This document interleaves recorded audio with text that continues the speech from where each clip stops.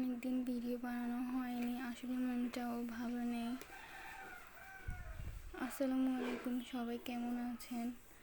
তো আমার ইউটিউব চ্যানেলে আগে যে ব্লগগুলো বানিয়েছিলাম ওইগুলো কপিরাইটের কারণে চলে গেছে, এর জন্য আমার মনটাও ভালো নেই, অনেকদিন ভিডিও করা হয় নাই। তো এই ভিডিও ছিল যেদিন আমি আমার বাবার বাড়ি থেকে চলে আসি ওই দিনের।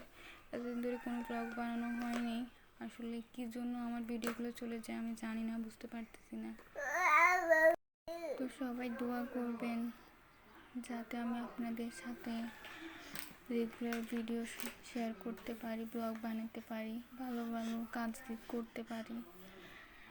তো এখানে আমি গাছগুলো দেখতেছিলাম, চলে আসবো এই জন্য। অনেকদিন হয়েছে দেখি নাই। আমার গোলাপ গাছেও মনে হয় এখন ফুলও ফুটছে, যেগুলো আমি ডাল রোপণ করেছিলাম।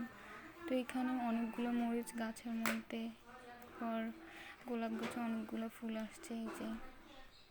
তো এখন মনে হয় এতদিনে ফুলগুলো ফুটেও গেছে।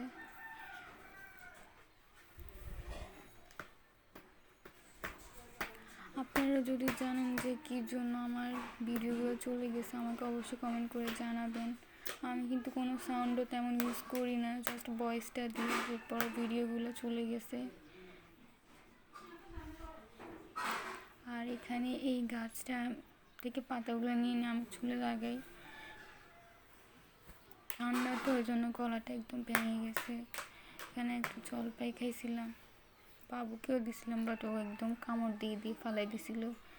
এরপর এখানে নানুর বাড়ি থেকে একটা পেঁপে দিছিল, ওইটা কেটে আমরা সবাই খাইছিলাম, অনেক মিষ্টি ছিল।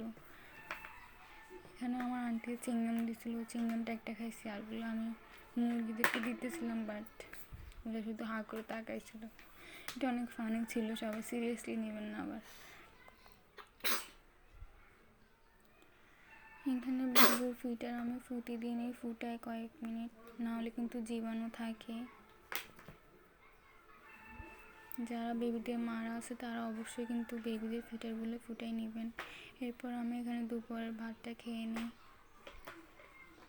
তো আজকের ভিডিও এই পর্যন্ত।